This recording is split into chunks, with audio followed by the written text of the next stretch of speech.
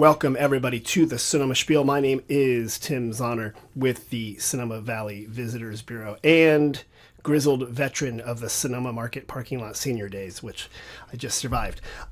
Here's the deal. Sonoma Valley, I talk all the time about harvest, which we just have started here. I talk often. Last week we talked about beer and how we were kind of a big part of the beer pioneer here with Jane Zimmerman last week. But what a lot of people don't know is that we're also famous for our arts. And we're sort of like a surprising art scene. And the art could be as simple as somebody doing a roadside sculpture. It could be dance. It could be the Sonoma Community Center where they have an amazing ceramics program where you could come do it. But we also have an art museum. And today I have a very special guest. I know every week I say I have a very special guest, but this time I actually mean it. This time I actually mean it. I've got Linda Keaton, Sonoma Valley Museum of Art. How are you? Good. Thank you for inviting me. You bet. And did you dance on your way here or do ceramics or? I did a little car dance. Yes. Just doing a little thing. I do car dancing a lot. Oh, good. That's good to hear. Well, we were by the way, before we started, you love going to concerts. I do. I call it geezer rock. We go to a lot of these aging rock star, because these guys are getting older. Right, and for an example, we had tickets to Aerosmith, and health problems come up, and Steven Tyler, they had to cancel. He can't do it. We can't do it anymore. So anyway, that's one of the joys of living in the Bay Area, is that we've got these great music scene in general, but these wonderful concert venues, classic rock. Would you have geezer rock as like a radio station, like KGZR, your home for geezer rock? That would be so cool. Would be good. Yeah. Journey all the time. By the way, yeah, I went to high school with Steve Perry, so that's a whole other. We could talk about Steve Perry. We're going to talk about. All right, well, let's get it. Linda, you're with the Sonoma Valley Museum of Art. Right. What's your title over there? I'm Executive Director and Chief Curator, and I've been there for 8 years now. Oh, you have. It's flown by. Yeah, it goes by very fast. It does go by when you're very having quickly. Fun. Tell us, where is the Sonoma Valley Museum of Art? Give me a little introduction to it. We're on Broadway, and the museum's been open for 26 years. Oh, okay. It's a former furniture store. I was going to ask that building, because it's a small, intimate building. It's a small, intimate building, but wide open space. So it's really perfect for showing art, because it's just super flexible. We bring in portable walls. We can rearrange. I mean, for every exhibition, we rearrange the exhibition space. We've got a studio in back. We've got a full kitchen for receptions and other events. Okay. Anyway, it's a great location, a great venue. It's about I know it's it's on the way to the coffee shops, so I go by all the time. But it's a half block from. Pizza's a perk. Right. You're right. No pun intended. Yeah. It is a half block from the plaza. Oh, that was good. A perk. A perk at Pete's. Yeah. And you can stop by Palm and get a. Right I next, don't know, French word for apples. Yeah, the apple cider place. Yeah, the apple cider place is Rick is great, and we love partnering with them for events. And, oh, really? Yeah, that's cool. No, it's terrific. So you're in this former furniture store, like the classic city furniture store, not the big suburban one that is out in the middle of nowhere. It's this really intimate, neat space. Yes. You've got you have kind of like a counter. Great gift shop on the left, great gift shop. Yeah, our gift shop manager Donovan Harris does a wonderful job, and he's gearing up for the next exhibition for the holiday season. Oh, okay. And it's a great destination for gift buying too. It is. Well it is. I got to tell you, if you're doing the holiday gift buying, that's definitely a stop. And you have the person that's in charge of it really understands how to do good retailing in the windows. Yes, because they set them up very nicely. Yeah, I'm like, I think so too. I'll pass that along. Yeah. So okay, so we'll go in. Then there's an open exhibition space. You said the walls can move around. Yes. And you mentioned a studio in the back. Yeah, we have an art studio in the back. There's a art library, which gets lots of use for small meetings. There's a large conference room in the back too, art storage, and because it's a furniture store, there's a big roll-up door in the back. We can take large sculptures, large scale paintings in. Okay. So it works really well for us. We're always I would love to expand, but for now it's terrific. A good spot. Yeah. Well, tell me about the kind of exhibitions or art that people can see there. We are focusing on modern and contemporary art, and since 2022, we have had an intentional program of highlighting the art of artists of color and women artists. So these are artists that have been under the radar typically and or are underserved. Okay. And we're going to continue that for the next few years. Because right now, I know you have an exhibit, and it'll end pretty soon, but September 8th by Arthur Monroe. Yes. And what kind of art is that? Yeah, he is an abstract expressionist painter, and this is an artist who was right in the milieu of quite a few different high culture moments. He was part of the abstract expressionist scene in New York, part of the literary scene, and also the jazz scene. His good friends were Charlie Parker and Thelonious Monk, and he has a wonderful academic art background and was hanging out with Willem de Kooning and Jackson Pollock as a teenager, and went to art school, was in New York for a while, left to go to the Korean War, came back and settled in California and was in Monterey, and there he was part of the literary scene there, and then eventually ended up in the Bay Area, San Francisco and Oakland, and he was going back and forth traveling quite a bit and traveling internationally. Charlie Parker gave him the advice, you need to know your acts. In other words, you need to know your instrument. And so he was very interested in visiting indigenous cultures, places where indigenous cultures had thrived. So Mexico, South America, spent a lot of time in Africa studying ancient art and music. And all these influences come into his art. So they're large-scale paintings. They're 8 by 10, 10 by 10. They're huge. You're talking feet. Feet. Okay. Yeah. They're huge. So when you come in, it's sort of this immersive experience, but full of color. Really, really wonderful. There's 25 paintings, and typically we have more, but these are very large, so they're just absolutely huge. So anyway, I hope, if you haven't seen it, I hope you get in to see it. It closes September 8th, but we've had excellent attendance, and we've done a lot of programming too. And for example, one of the programs was some experts came in, some scholars came in, as well as the artist's son, and they talked about the connection between jazz and abstract expressionism. Okay, and were those kind of running at concurrent times in society among the art people? Okay. Yes. Okay. Yeah. Pardon my ignorance. And it continues today. Oh, okay. Yeah. Wait, they still have jazz? That's still a thing? They still have jazz, and it's still these abstract painters Right. for whatever reason are drawn. I think it's the spontaneity, it's the big gestures that the artists use in abstract art. Okay. But the ability just to riff off of music and off of painting, I think kind of keep building upon it yes, and changing it. yeah, Okay. yeah. Tell me what's the next thing that's coming up then? The next thing that's coming up is the art of an artist named Juana Alicia, and it's called Cenote de Sueños. Okay. And it's the art of Juana Alicia, and she is an international artist. She's primarily known for murals, and this is an exhibition that will position her within the context of other media. So I think one of the most interesting pieces is an artist's book.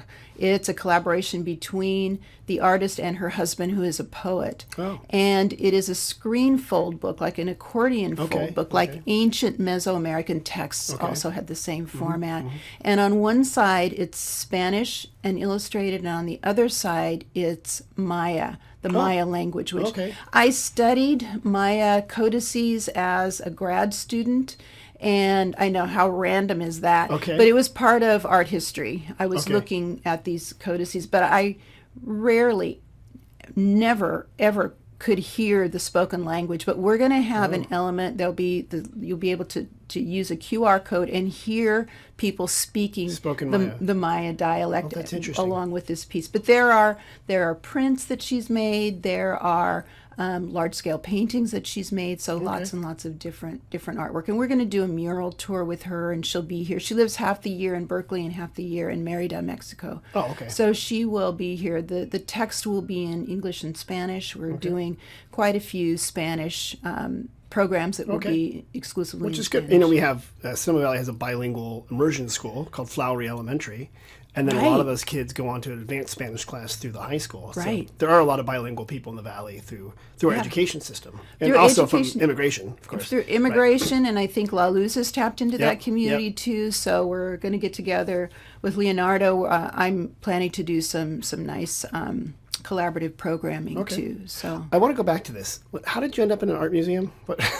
how did I end up? Yeah, in art Linda, where are museum? you from? Where'd you grow up? I grew up in a small farming community in the Central Valley. Oh. Lemoore. Lemoore. And Is it on 99? Where is that? Like, it's on 99. Yes, Okay. 99 runs. And what do they grow down through there there? predominantly? Well, now they grow nut trees. Okay. When I was growing up there, they grew table grapes, alfalfa, cotton. Okay. Oh, yeah. And my family had a dairy. Oh, really? And small farms. You grew up on a dairy. I did. Did you ever milk a cow? Yes, it was a small family farm. Everybody milked the cows. My job was to feed the calves and to gather the eggs. So Really? Okay. Yeah. Wait, eggs come from cows? Well, eggs come from these chickens, and they were my job to feed the chickens and to gather the eggs. Really? So from a young age, everybody worked. So Right. Were you like a 4-H kid or like the 4-H? I was a 4-H Oh, really? kid. Yes. So wait, Yes. you did it for home chores and then for fun at school. You did 4-H. Yeah.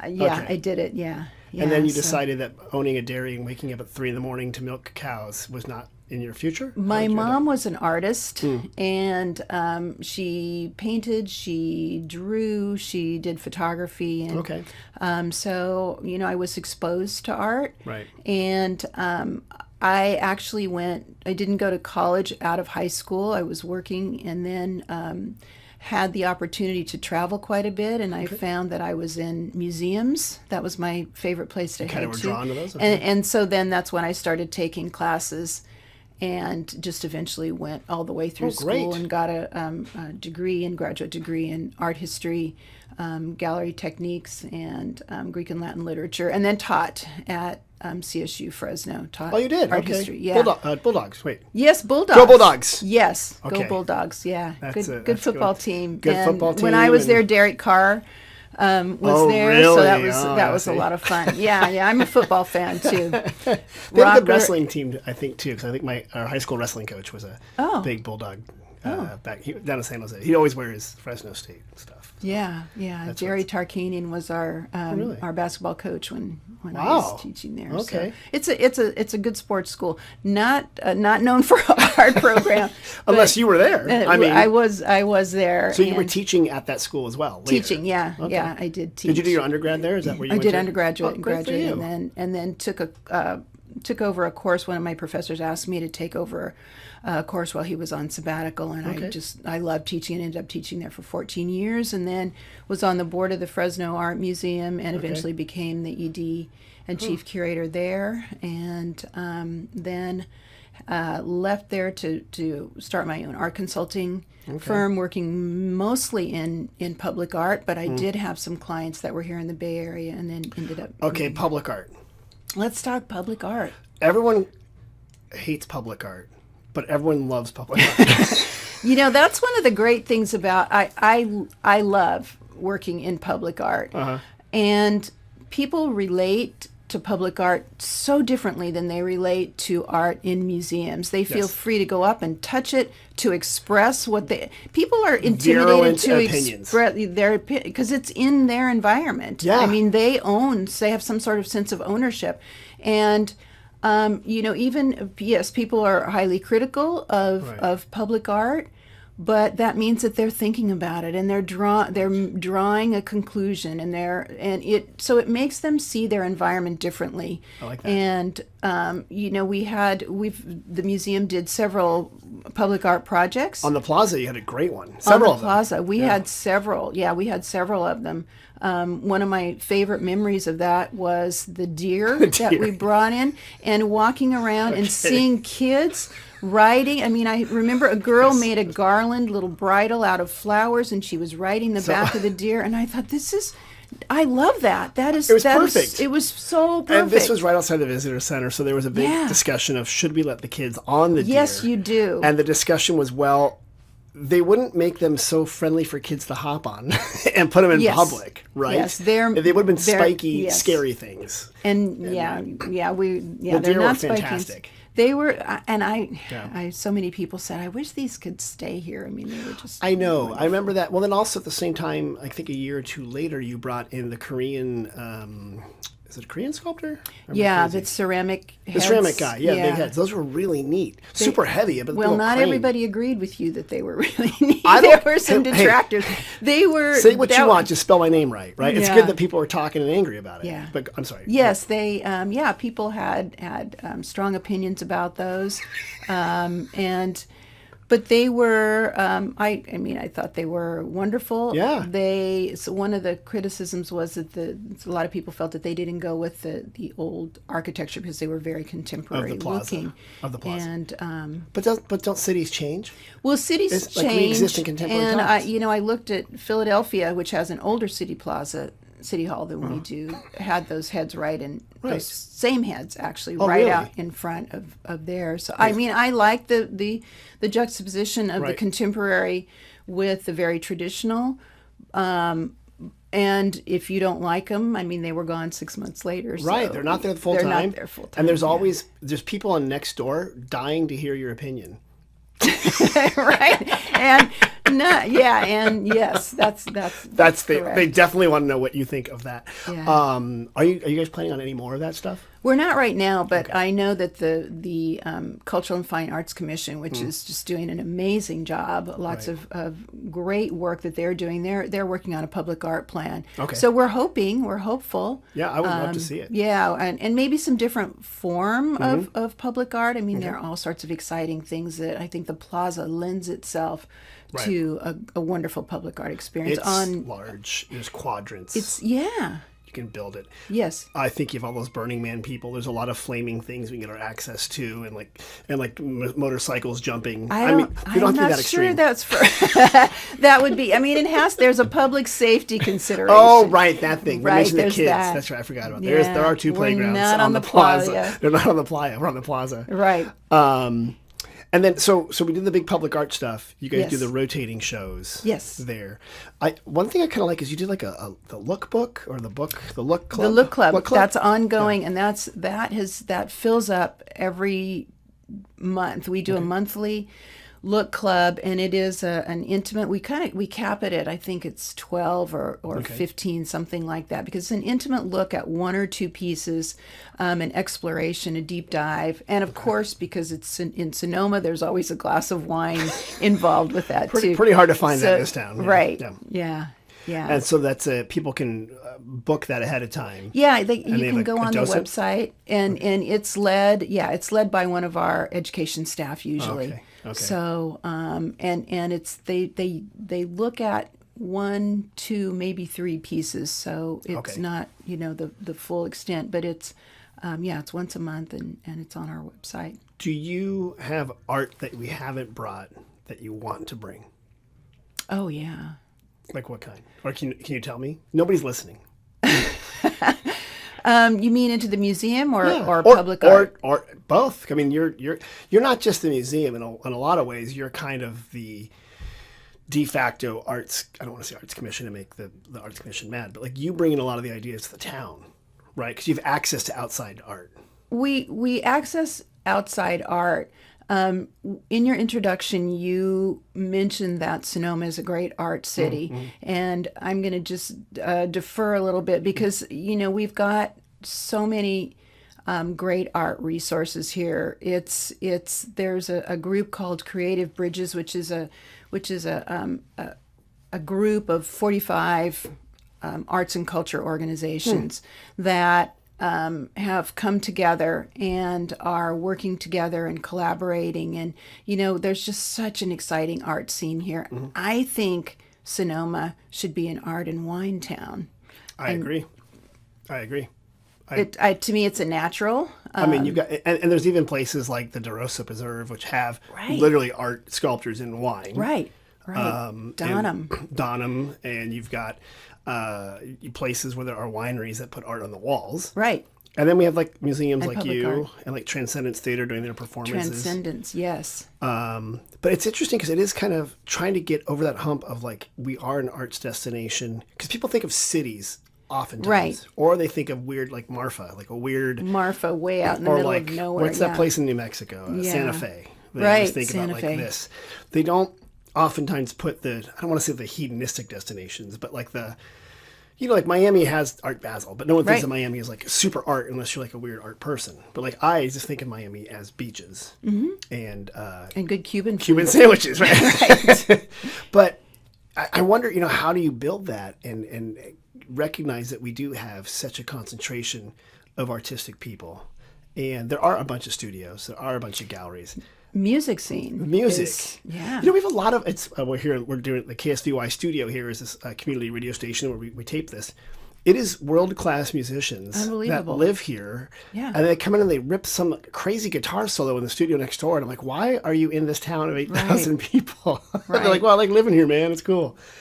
So I think we have that. It's how to get that message out. We have that, and there's the new Music in Place on Sundays. Oh, yeah. People are so excited about Rodman that. Marymore does a great Yeah. job. Thanks for bringing that up. As a matter of fact, coming up, we have Sonoma Local Talent is coming up on August 25th.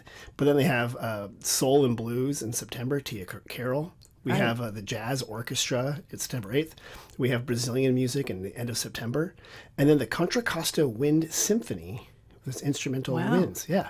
So these guys bring in amazing people from around, and they play for free in the amphitheater. That's new. So I mean, just an example of how bringing it all we're together. growing into an arts destination. Yeah, I love some. I've got a cheese trail, I've got a wine trail, I've got a farm trail. An art trail? How do we do an art trail? I can't figure that out because here's the Well, problem. we have the art walk. We have the art walk. Yeah. Artists are like cats, right? Well, they're really tell hard me about it. Yes, yes, get they together. are. They are. Yeah, they are like cats, and things are really spread out. Right. But, yeah. I once had a very earnest conversation with an artist who wanted more visitors to come to his studio. We had a big meeting and we had all the artists there. And I said, okay, well, here's the deal. When are you open? He goes, I'm open Tuesday, Wednesday, Thursday. And I said, okay, but most visitors are here Friday, Saturday, and Sunday. Sunday. And he goes, yeah, I don't want to work then. Yeah. I'm like, I think that's part of our problem. That is, that's part of the problem. But Yeah. it's growing. Yeah. Artists are getting organized. We're collaborating. So, I mean, I think the museum is at its strongest when we do these cross-disciplinary programs. We bring music in Yes. to our spaces. We do an annual an event that we call pairings, and it pairs wine, of course. Okay, again, right. we're Yeah. in Sonoma, and art and poetry. Oh, that's cool. And sometimes food. But that's the logistics of that are really challenging because we do it on we have to do it on a night that's not busy for restaurants, Right. and it's a big ask for Right. for our chefs and restaurateurs. So, But maybe in the off season we could do something. and maybe in the off season we're doing our next one is in December, and it's going to be Latinx poets because the art is Juana Alicia. Oh, right. Okay. But we love bringing music in, bringing poetry in. We're working on an exhibition next year that will have a theater piece. It will have a play in the space. So, Well, Sonoma Arts Live does their theater stuff at the Andrews Theater, so we have, Sonoma Arts Live, Transcendence. We have performers here, and so I'm it's good. excited to go Sunday to see Shakespeare at Buena Vista. Too. Right. That's, What is I was going to ask? Is it As You Like It? I can't remember what. it's As You Like It. Yeah. Yeah, Kate Kennedy, what a great resource and she every is. year we get a new one or two Shakespeare plays up there. I think is it three? No, two. I think they do two comedies to go. But up at Buena Vista Theater, which looks like a it could be Verona. It could Yes. be Yeah. an Italian place or whatever. They have stone walls and there's a balcony up there. Right. You can put anything up there. We had our gala there last month. Oh, okay. And we've never had a gala there before. Maybe we did, but before I came, it might have predated me, but it was it's a gorgeous venue, and you can kind of be spread out a little bit, and it's just kind of magical. It's big, but intimate at the same time. It is. Well, 'cause the hills kind of bring you in a little bit, and the oak trees are a nice circle there. And those gorgeous old buildings. Definitely Jean-Charles Boisset, who owns that vineyard or that winery, he also has that history, the feeling of the theatrical, yes, and well, very much so, and but also history, right? And he's a museum of wine implements, which that are was really fun. interesting. Yeah, that was really fun. Yeah, and then the weird mannequins wearing the French Revolution style. Right, right. As you walk in, that's what you're greeted by. It's so funny over there. So we mentioned the public art. I do want to talk real quickly. Are you familiar with what they did in Petaluma with the bathtubs? Vaguely, okay. But yeah, I don't have a big background on that. That was a pretty controversial piece. There was a big outcry. It was actually installed, I think. I think this week it's being installed, or last week, or maybe it was installed, but it's bathtubs on stilts. Yeah. And I haven't seen it yet, so I was wondering if you had seen it. But if you haven't, I have not. Well, if you are listening to this, go drive to Petaluma and tell us about the bathtubs on stilts. Petaluma's a cute town. I'll have to do that. Yeah, to see what's going on over there. How do you decide what kind of art comes to the SVMA? Do people apply to you? Do you go out and find them? We go out and find them, and exhibition concepts come to us from all sorts of different ways. I visit other museums, of course. I go to Art Basel in Miami, and try to keep up with what's going on. And it's a long process. Right now, we're planning for 2027. Oh, wow. So we start off with a concept. We have an exhibitions team. In fact, we do long-term exhibition planning every couple of months. We have a meeting. We met yesterday and talked about what shows might be on the schedule for 2027. So, it usually starts with a concept.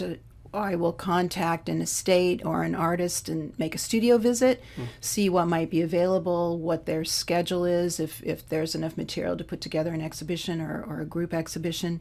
And then we sort of go through the steps from there, and eventually it will end up in an exhibition. The show that we've got up now, we started discussing in 2019. So it's a long lead. It's a long lead, yeah.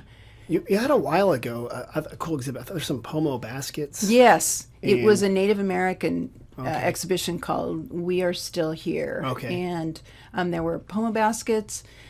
There were costumes, photography, paintings. It was all Native American artists from Northern California, and this was a show that I saw in Mendocino, or a version of the show, and I contacted one of the main artists and started a discussion. Actually, I talked to several colleagues and said, if you were going to put together a Native American show, who would you go to? And they all pointed to Mio Marufo, who we contacted, and she was our curator for that exhibition. And that was a very popular. I liked it. It was really neat. Yeah. And you can get, like you said, you can get really close to it and see Yes. the intricacies of it.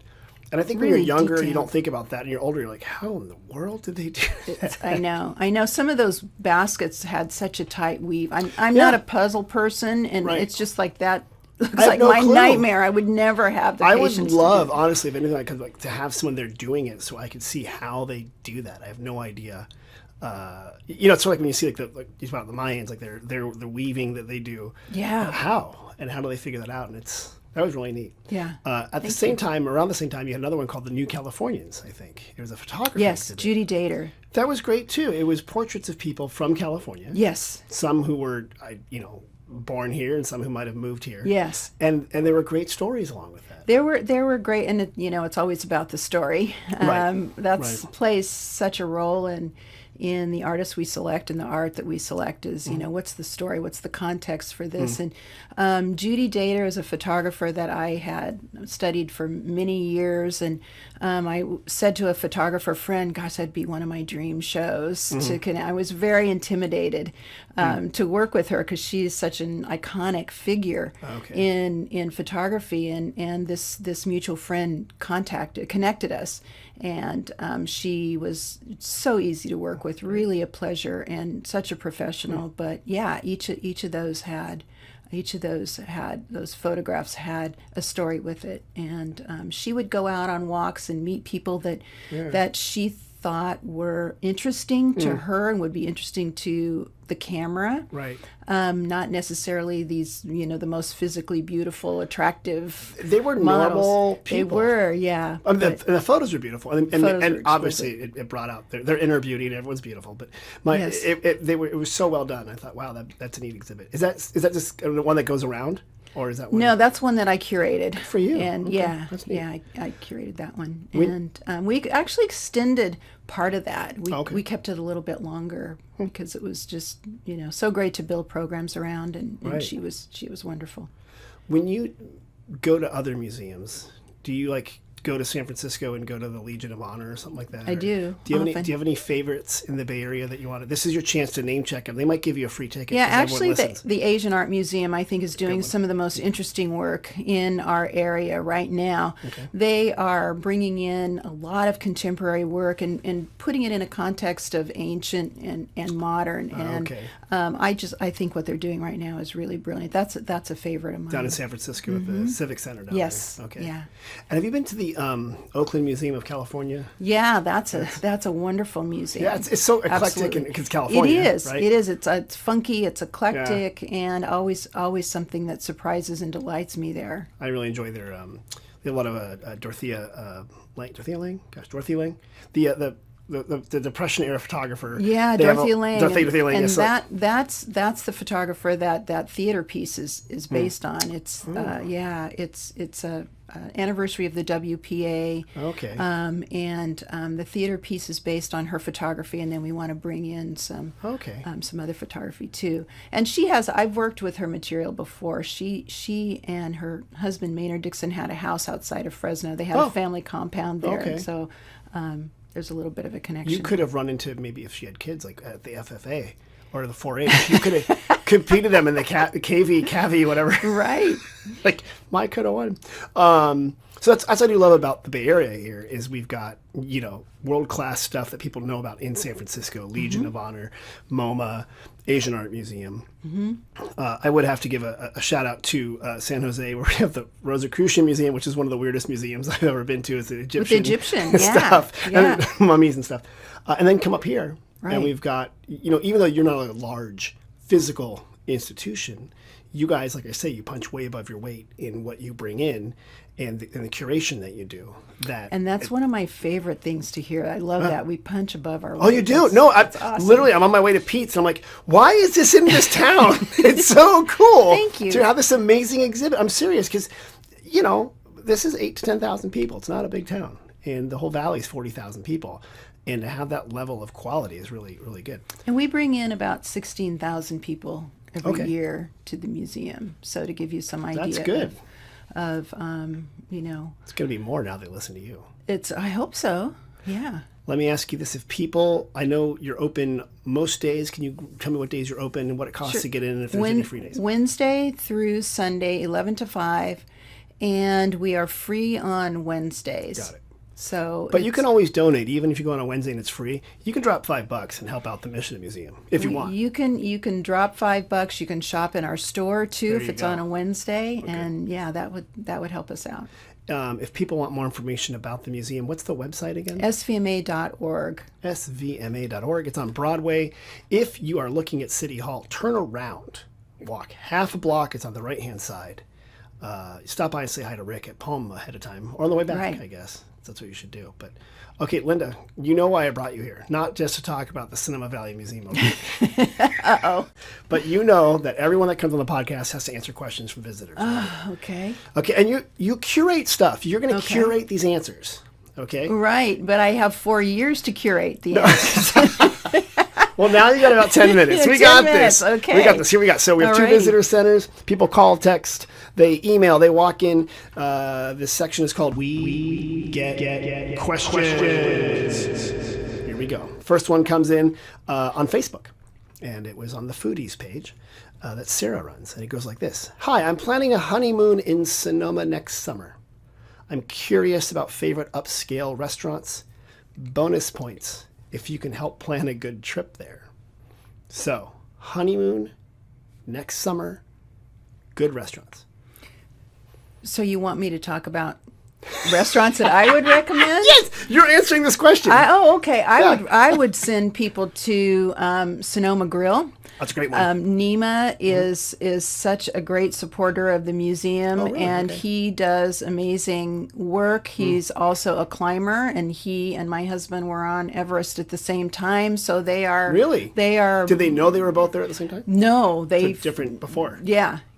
So I love Sonoma Grill.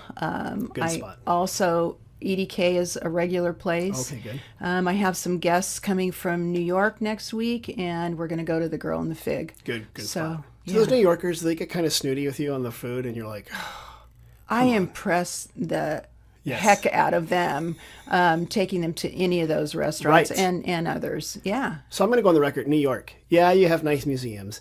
Yes, you have dirty water dogs, but really, Sonoma has amazing restaurants. So come visit us and get good restaurants. Yeah. I like that. It's good. Absolutely. And their museums are like probably second to the SVMA. Here's one. I got a text about this. Yeah. This happens all the time. Hey, when does the wine grape harvest start? When does it end? Well, it starts in the fall. Right. How's that for being vague? When the grapes are ready. When does it end? When it's done. How about that? Is that Since you're an master of vagary? Since you are an ag person, you grew up on a farm. Yes. Right. It like the baby calves didn't come when you told them to. It's They came not when on the a time was calendar. right. It's not on a calendar. Right. So typically when the grape harvest starts, typically August is when it starts with what we call the champagne grapes or the sparkling wine grapes, so Pinot Noir, Chardonnay. And that started now. So last week we started the wine grape harvest in some of the warmer regions of Sonoma Valley and Sonoma County. But there's no set date. And you're right, it kind of goes, it ebbs and flows by the grape varieties and usually ends early November. You'll have the late harvest stuff coming in. People let those hang for a little bit, the sugars. I didn't know it But went yeah. all the way to November. For extreme late harvest stuff, October. Yeah, it all depends on the weather, right? Yeah. So, I mean, you were a farmer. You know the Yes. same. So, yeah. I love that, though. When are we going to start the harvest? And I'm like, September 15th at 9 a.m. Every year. It's People on the just same- run out with their tractors. Right. Yeehaw! Right. It's almost like opening day of hunting season. or Yeah, something. you're at the mercy of weather and all sorts of things. Right. Here's one we got today at the visitor center. And the man said, I'm from Fort Worth, Texas, where there is a daily cattle drive down the streets of our stockyard area. I said, do you do something similar here? No, we don't do anything similar here. The cattle are in Petaluma and Point Reyes. No, we don't. If we had an animal that we would daily bring down the streets of Sonoma, what would that be? I don't know. We don't have abundant animals. No. Yeah. We have a lot of ducks in the plaza. Ducks. We could do a duck We could do roundup. a duck roundup. How cute would that be? Or we could, like, going back to our cats, I could try to get you to get 20 artists to walk in a single line at the same time. And you could try to keep them in line. That could be entertaining. That'd be entertaining. So, yes, no, we don't do any kind of cattle thing here. So, Fort Worth, you retain that going in your favor. But we do have harvest. It starts at September 15th at 9 a.m. Yeah, so we got that going on. Okay, another one. This is timely. We are coming up for the Broadway show from Transcendence Theater Company. It's over there just north of the plaza. Mm-hmm. And we're thinking about dinner someplace before or maybe a picnic. What ideas do you have? I would, if you're for that sort of thing, Tosca, I would think would be kind of a fun thing. It's sort of picnic-ish. It is. It's a Portuguese Tosca. small place. Yeah, I'm That's good Portuguese, so I love going there. You're and one of the, the You're one of the cheeses. Central Valley Portuguese. I know, the got dairy your number. people. I know right, who you are. Right. Cheeses and great. God, they have patatas bravas, which is sort of so good. Okay, that's a good place. And Manuel Azevedo himself was born, I think, on the Azores. I think. Yeah, that's where my family is. Where the hurricanes come from. Yeah. You slam a door, and next thing there's a hurricane that's whipping across the Atlantic. So that's a good spot, Tosca. I was going to say for a picnic. You can go to Sonoma Market. Sonoma Market would be great. Which is a really nice grocery store. And cheeses and bread. Oliveto? Yes, I know what you're talking about. And here we are, and we forgot it. And Avello. Avello. Yes. That's really good. It's really good. And that's Italian-style meats and deliciousness. And I'm not describing it well. It's next to the bike shop. Cheese meets olives. Yeah, he makes everything in the back. Very. The front is really beautiful. small. The trays he puts together are just absolutely gorgeous. So you can bring that down to the plaza. You can drink wine in the plaza. So we're one of the few parks that it's not a big deal. And you can buy a bottle of wine, hang out there. So I would do that. What would you do afterwards? I know you go out because you're the rocker. After 9 o'clock. When Sonoma is raging. I would like to know what to do after 9 o'clock. Here, I'm at the age where I'm usually home after 9 o'clock. Come on, Linda, not true. So it is true. I think, sometimes I send people back to the EDK, get dessert over there. You can go to Murphy's. And go there, which is a great Irish bar and restaurant. Steiner's. Thank you, Steiner's. Yeah. And then across the street, it's one called the Town Square. And Palm is open. Yeah. So you can go for some late night libations too after the show. But people are coming to the Transcendence Theater Company show. They're really fun. They're outdoors. They're at the base of the Montini Preserves, on the hill right there, and they'll have another one in September. So there's information about that. Linda, you answered all the questions. Great. See, that wasn't hard. It'd take 4 years. 4 years. It was not hard. I got to curate the answers. You were easy on me. Well, actually, we did have. Okay, here's the one question we got today that was really funny, and I wasn't going to ask. But I will start doing the thing. There's this guy jumps up, runs to the desk, and goes, "Pee, pee, pee." And we said, "Are you looking for the bathroom?" Oh, he was looking for the bathroom in the visitor center. There's a bathroom right there. Bathroom. Yes, there's restrooms there. Our Dennis and Diane pointed the direction. He did not speak English very well. Oh, but he knew the that word pee. So it was really funny, and I came out thinking, "Is this poor man in trouble?" And obviously he was under duress. Sort of in trouble. So we answer all sorts of questions. Yeah. Linda, this has been great. You've been wonderful. You answered all the questions. If people want, went by quickly. I told you it goes fast. If people want more information, again, can you tell me the website one time? svma.org. svma.org, and you're open Wednesday through Sunday.